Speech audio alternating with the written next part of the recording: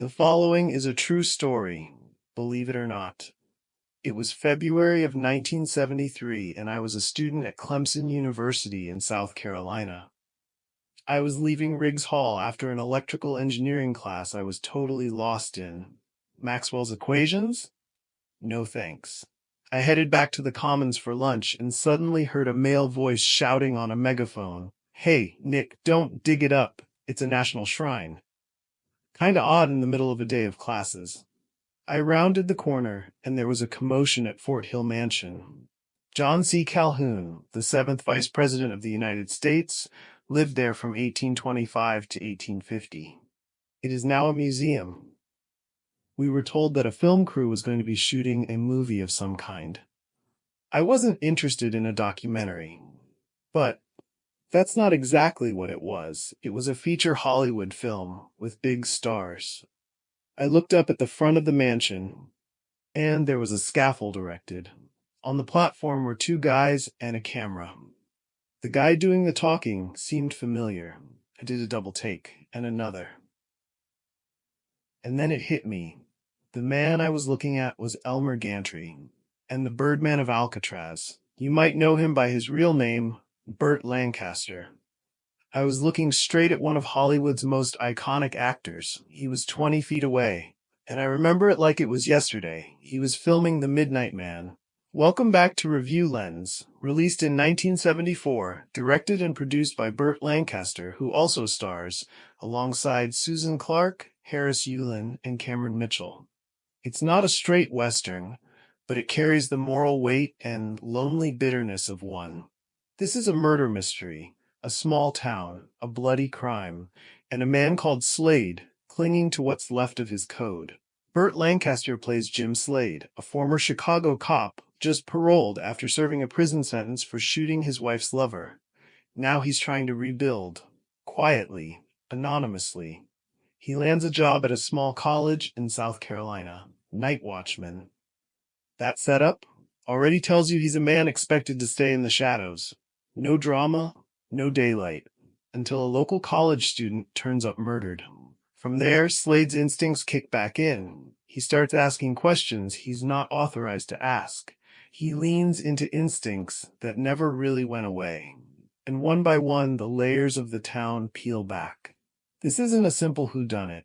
This is a story about a man out of step with a world that plays politics with blood. The local sheriff, Casey, tries to steer Slade away, blames an obvious scapegoat, a janitor spouting scripture while hiding pornographic materials from him. But Slade isn't wired for simple answers. He interviews students, professors, local politicians, and each conversation widens the web of dirt underneath the college's polished surface. The murdered girl, Natalie, wasn't some pure-hearted innocent. Hidden away, there were confession tapes, recorded therapy sessions, revealing deep personal scars and dangerous family secrets. The film could have been a basic TV movie mystery, but Lancaster's involvement lifts it. He gives Slade a sad, middle-aged gravity. Not just a detective piecing clues, but a broken man trying to redeem himself by chasing after justice one more time. Slade moves methodically, not heroically. There are no big speech moments, no car chases, no scene where he gets the girl. Instead, it's long conversations and awkward silences, and the frightening realization that some truths aren't meant to come out alive. Burt Lancaster filmed The Midnight Man during a point in his career when he could easily coast. Instead, he made a small, brutal, personal movie about disappointment in institutions he once believed in. You can feel Slade's prison time in every movement, every stiff handshake, every tired glare. Some fun movie facts. Lancaster co-directed with Roland Kibbe, but insisted on personally shaping the final cut, editing it much slower than traditional crime thrillers at the time. Much of the supporting cast were hand-picked character actors Lancaster admired, including Harris Yulin, nearly unrecognizable here compared to his sharper, later roles in Scarface and Ghostbusters 2. Critics at the time were mixed. Some praised its old-fashioned pacing. Others, used to faster mysteries, found it slow. Today, That deliberate tempo feels better. By the final scenes, you realize Slade's investigation isn't about putting handcuffs on someone. It's about proving to himself that he used his second chance for something better than revenge. And whether it matters to the town or not, whether it changes anything or not, he needs it to matter to him. The title, The Midnight Man, doesn't just describe his job. It cuts straight into his character. Jim Slade is a man stuck at the darkest hour of his life, operating between yesterday's sins and tomorrow's meaningless sunrise. The Midnight Man is a crime story, but it's really about punishment that never ends.